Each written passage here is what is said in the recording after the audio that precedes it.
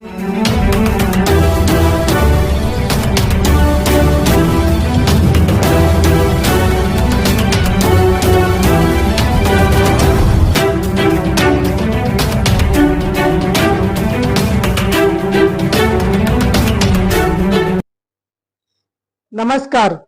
PCR news में मैं रोहित चौहान आपका हार्दिक स्वागत करता हूं। जे आहे की आपलं नगरपालिकेचं इलेक्शन डिक्लेअर झालेलं आहे आणि त्या इलेक्शनला डिक्लेअर झाल्यानंतर ज्या आरपीआयच्या वतीने काही सीट आपल्याला मिळाल्या पाहिजे होत्या, ह्या नाना बागुलने मिळू दिलेल्या नाही आहे। स्वतःचा पोरगा, स्वतःची बायको, स्वतःची दुसरी सून यांच्यासाठीच त्याने सर्व प्रयत्न केला आणि करतोय, परंतु कार्यकर्त्यांना कुठल्याही विश्वासात घेतलेलं नाही आहे आणि त्याने सांगितलेलं नाही आहे। तर आज या बैठकीचं महत्त्व एकच आहे की नाना बागुलला पक्षातून इमिजिएटली आठवलेने काढलं पाहिजे, कारण तो माणूस पक्षात राहिल्यानंतर सर्व पक्षाची वाट लागेल आणि कोणी पक्षात राहणार नाहीये। आजही कोणाला पक्ष कार्यकर्त्यांना आज 20-20 वर्षापासून काम करतात, या कार्यकर्त्यांना आजही त्यांना तिकीट नाही, त्यांना पक्ष कार्यकर्ता काही जुमानत नाही आहे। अशी परिस्थिती जर असेल तर काय फायदा? आणि म्हणून त्याच्यासाठी आज हे पत्रकार परिषद घेण्याचं महत्त्व एकच की नाना बागुलला इमिजिएटली पक्षातून काढलं पाहिजे, ही माझी एक पत्रकारांना विनंती आहे। आठवले साहेब चर्चेला येतच नाही आहे। आठवले साहेबांना 2 वेळेस मी फोन केला की साहेब इलेक्शन आलेलं आहे, इलेक्शनचं दृष्टिकोनातून सर्व कार्यक्रम चालू आहे, पण तुम्ही नाही, मी बिझी आहे बस। खाली नाना बागुलला बोलून घेतो आणि त्याच्याशी 2 शब्द बोलतो, बस झालं। ही उल्हासनगरमध्ये भाजपा सोबतच आहे आणि भाजपा सोबतच नाही। आणि आताच्या या इलेक्शनला आरपीआयची जी युती झालेली आहे ती भाजप बरोबर कायम राहील आणि राहणार आहे। ते तर सेनेसोबत गेलेत ना? ते तर सेनेसोबत गेलेत ना? सेनेसोबत काय त्याच्या वाटाघाटी सुरू झाल्या? नाही, आम्ही आरपीआयचे आहेत ना, आम्ही आरपीआयचे त्यांच्या बरोबर आहे। तुमची भाजपच्या नेत्यांशी चर्चा झाली का? तुमची भाजपच्या नेत्यांशी चर्चा झाली? भाजपच्या नेत्यांची हो चर्चा झालेली आहे।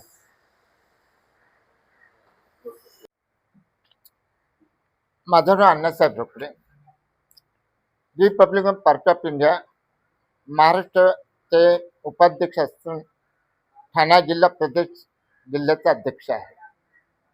आणि यात उल्हासनगरमध्ये आमचे बीबी मोरे ज्येष्ठ श्रेष्ठ कार्यकर्ते अण्णासाहेब रोकडे, अशोक बच्छा काल कथित झालेले, त्यानंतर रमेश शिंगळे, आमचे जे जुने 5-6 लोक वारल्यानंतर आज आम्ही दोघंच राहिलेले आहोत आणि आपले हे कार्यकर्ते दुसरा पैकी। महत्त्वाचा मुद्दा हे आम्ही शिल्पकार आहोत आणि आठवले साहेबांनी या उल्हासनगरने मोठं केलेलं आहे आणि उल्हासनगरचं कोणतंही काम असेल तर आठवले साहेब आम्हाला विचारल्याशिवाय ते करत नव्हते। आठवले साहेबांची एक घोडचूक झालेली आहे, त्यावेळेला भगवान भालेरावला सुद्धा आम्ही त्याला अध्यक्ष केल्यानंतर त्यांनी सुद्धा या ठिकाणी जे समाजाचं कामं करायला पाहिजे, संघटना बांधायला पाहिजे, ती संघटना त्यांनी बांधली नाही। एक वेळा इथे आठवले साहेब आल्यानंतर आठवले साहेबांनी पप्पू कालानीने त्याला बोलवलं, त्याला भगवान भालेरावांनी सांगितलं पप्पू कालानीकडे जायचं नाहीये, जर गेला तुम्ही राजीनामा देईल, हे तुम्हाला सर्वांना माहिती आहे पत्रकारांना। मग त्यावेळेला आम्ही याच ठिकाणी भगवान भालेराव कोण लागले, ज्यावेळेला केंद्रीय मंत्री आणि महाराष्ट्राचे आमचे देशाचे अध्यक्ष आठवले साहेबांना जर अशा पद्धतीने बसवून गेले त्याला त्यांनी भगवान भालेरावचा आम्ही निश्चित केला। आज भगवान भालेराव पक्षामध्ये नाहीये, कारण का त्यांनी पक्ष बांधला नाही म्हणून। दुसरी गोष्ट अशी, या ठिकाणी नाना बागुलला सुद्धा आठवले साहेबांनी अध्यक्ष केलेले आहे, आम्ही त्याचं स्वागत केलं, पण ज्या पद्धतीने त्यांनी पक्ष बांधायला पाहिजे, आज या ठिकाणी जे कार्यकारी होते नाना बागुलचे संपूर्ण जिल्हा कार्यकारी, शहर कार्यकारी हे ते काल मला त्यांनी बोलवलं व असा धोका आम्हाला झालेला आहे. नाना बागुलने आतापर्यंत आम्हाला नाचवलं आहे. 15 जागा 10 जागा आपल्या पक्षाला देणार आहेत आणि त्या पक्षाला न देताना कार्यकर्त्याला कोणत्याही प्रकारचं युतीचं तिकीट भेटलं नाही. नाना बागुलने किती जागा घेतल्या, काय घेतले ते त्याला माहिती आहे. शिवसेनेसंग त्यांनी युती केली. आठवले साहेबांचा त्याने विश्वासघात केला, समाजाचा विश्वासघात केला आहे नाना बागुलने, हे असं लोकांनी सांगितलेलं आहे. ठीक आहे, लोक विश्वासघात केलाय. हे 31 तारखेचं पत्र बघा, आठवले साहेबांनी मुख्यमंत्री महाराष्ट्राचे आमचे जे आहेत फडणवीस साहेब त्यांना लिहिलेलं आहे आणि 31 तारखेला त्या आठवले साहेबांनी लिहिलेलं आहे की आम्ही आमचा पक्ष भाजपला पाठिंबा देणार आहोत आणि ज्या काही आमच्या मागण्या झालेल्या आहेत त्या मागण्यासाठी त्यांनी मागितलेले मुख्यमंत्र्यांकडे. तिकीट मागण्यासाठी गेला होता भाजपाकडे, तर काय घटना घडली तुमच्यासोबत? माझं नाव तर पहिल्यांदा आशा राजू सोनवणे. मी राहणार 5 नंबर लालचक्की सनेश्वर कॉलनी. आणि पत्रात मी तुम्हाला पहिला बोलते की जय भीम मग बोद्धाई सगळ्यांना. आणि ज्या दिवशी आम्हाला नानासाहेबनी आश्वासन दिले की आम्ही तुला तिकीट देतोय, म्हणजे मलाच काय आमच्या 11 लोकांना, तर आम्ही बोलले की हो नानासाहेब ठीक आहे. आणि जेव्हा आम्हाला अण्णासाहेब रोकडे घेऊन गेले तेव्हा अंधाराचा उजाड आम्हाला माहिती पडला. जेव्हा मी तिथे तिकीट मागायला गेले की मला पण पाहिजे, बाकी हे सगळे निघून गेले, मी एकटीच तिकडे होते. मी आणि माझ्या बायका होत्या. माझ्या बायका असताना आम्ही जेव्हा तिकीट मागितलं, आम्ही खूप विनंत्या केल्या, खूप पाया पडलो, आम्ही रडलो. आणि ऍक्च्युली मला आता बी रडायला येते. आम्ही रडलो ऍक्च्युली, एवढे आम्ही कार्यकर्ते आणि एवढे आम्ही मेहनत, आम्ही एवढी कामं करतो.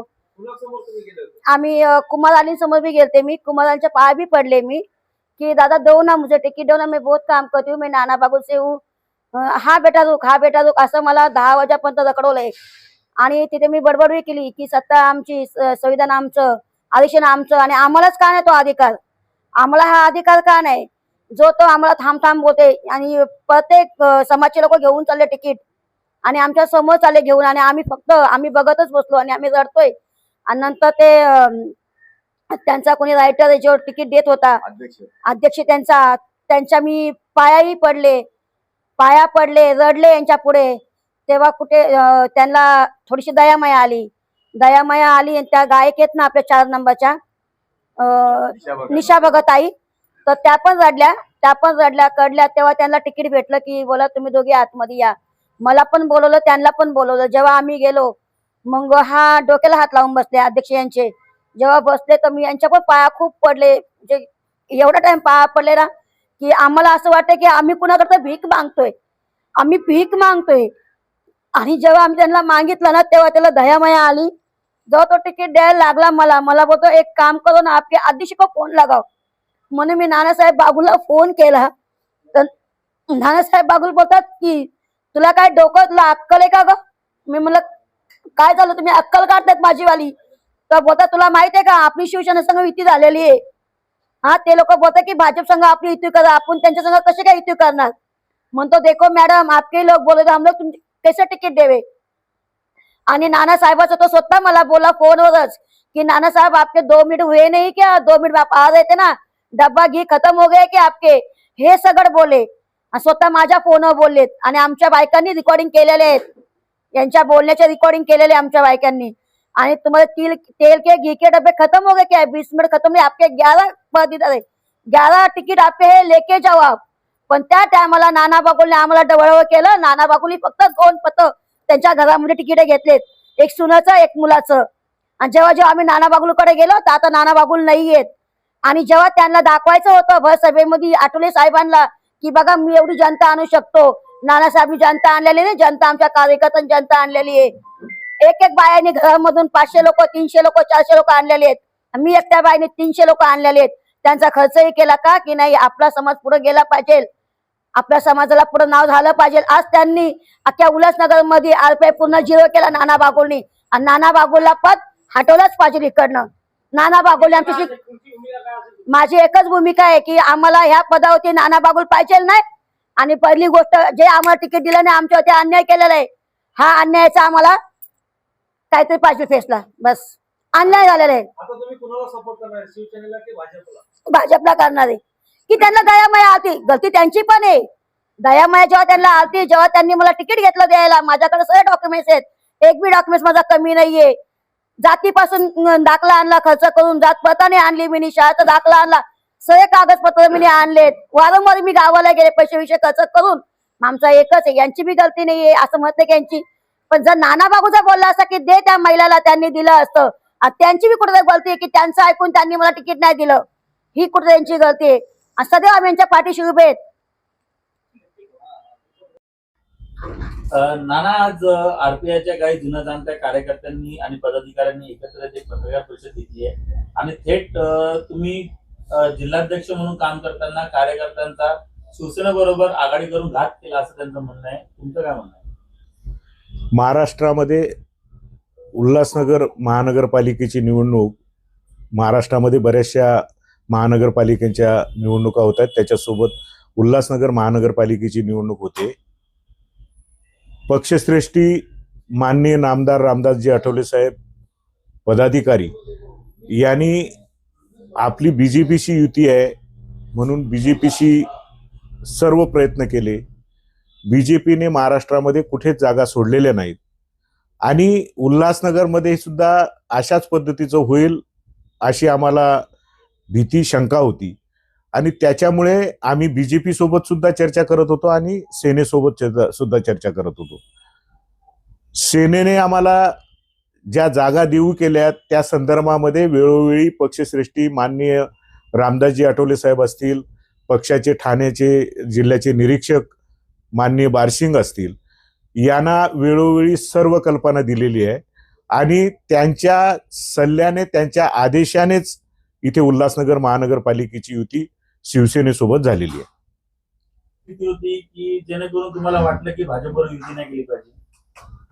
मी पहिल्यांदा जाहीर करतो, एकतर माननीय आठवले साहेबांनी सुद्धा जाहीर केलंय, एकनाथ शिंदे साहेबांनी जाहीर केलंय, केंद्रामध्ये आणि राज्यामध्ये बीजेपी, शिवसेना, आरपीआय यांचं आघाडीचं सरकार आहे आणि महानगरपालिकेच्या निवडणुका झाल्यानंतर आम्ही सर्व एकत्रच येणार आहोत.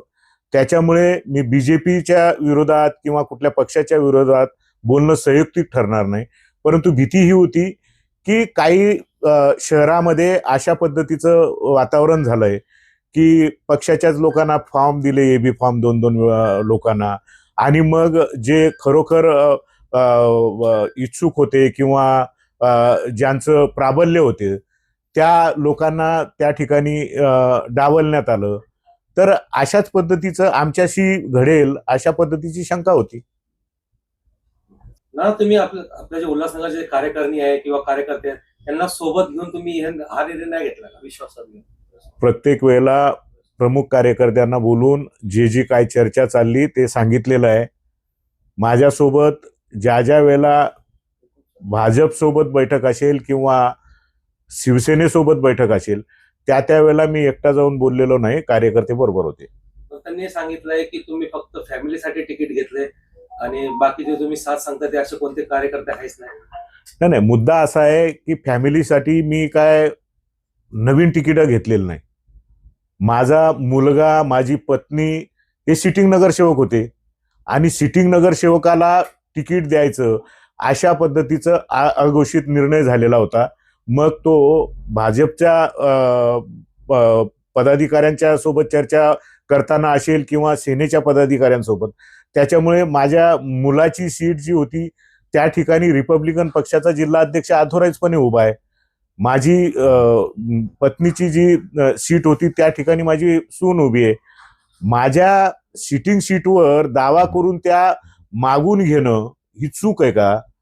शांताराम निकम इतक्या वर्षापासून आरपीआयचे आठवले गटाचे माजी नगरसेवक म्हणून वावरतात, पदाधिकारी म्हणून वावरतात, त्यांना तिकीट दिलं. ते पदाधिकारी नाही आहेत का?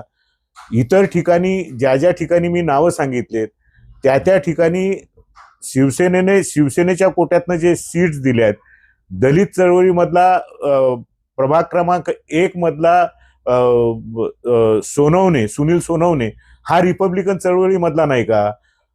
ॲडव्होकेट जय गायकवाड, त्याचे वडील रिपब्लिकन चळवळीत आहेत, रिपब्लिकन पक्षामध्ये होते, तो सुद्धा रिपब्लिकन चळवळीचं काम करतो, तो रिपब्लिकन पक्षाशी बांधील नाही का? अशा बऱ्याचशा, आता आमचे काही कार्यकर्ते जर म्हणत असतील की आम्ही भाजपाला सपोर्ट करतो, भाजपने एक तरी रिपब्लिकन चळवळी त्या कार्यकर्त्याला तिकीट दिलं का? मग शिवसेनेने दिलेल्या रिपब्लिकन चळवळीतल्या कार्यकर्त्यांच्या विरोधात जाऊन काय हे गोडबंगाल आहे मला समजत नाही. उद्देश काय? बीजेपीच्या लोकांना सपोर्ट करणं याच्या पाठीमागचा उद्देश काय? आरपीआयच्या कार्यकर्त्यांना तिकीट दिली सेनेने, त्यांना पाठिंबा द्यायचा नाही, याच्या मागचं गोडबंगाल काय, उद्देश काय, हे मला समजत नाही. या संदर्भामध्ये पक्षाचे नेते, राष्ट्रीय नेते माननीय रामदासजी आठवले साहेब, केंद्रीय सामाजिक न्याय मंत्री, हे योग्य तो निर्णय घेतील. माझी भूमिका जर का चुकली असेल तर मला पक्षाने जर का काढलं तर मी आठवले साहेबांचं स्वागतच करेल. मी प्रामाणिकपणे काम करतोय, भविष्यात सुद्धा रिपब्लिकन चळवळ, आंबेडकरी चळवळ वाढवण्यासाठी काम करत राहील. जे जे नेते असतील, शहरातले असतील, ठाणे जिल्ह्यातले असतील, त्या नेत्यांचा मी भविष्यामध्ये आदरच करेल आणि याच्याही पुढे आदर करत राहील. एवढंच या पत्रकारांनी तुम्ही विचारलेल्या प्रश्नाला उत्तर देतो. ना तुम्हाला असं कोणतं पत्र वगैरे पक्षाकडून मिळालं आहे की ज्याच्यामध्ये शिवसेना आणि आरपीआयची युती जाहीर करण्यात आली? माननीय ठाणे जिल्ह्याचे निरीक्षक बारसिंग साहेब यांनी हे पत्र दिलेलं आहे. आपली रिपब्लिकन पक्षाची माननीय रामदासजी आठवले साहेबांच्या आदेशानं शिवसेनेशी युती झालेली आहे. शिवसेनेचं काम करा, पक्षाच्या कार्यकर्त्यांनाही आवाहन केलेलं आहे आणि हे पत्र तुम्ही बघू शकता.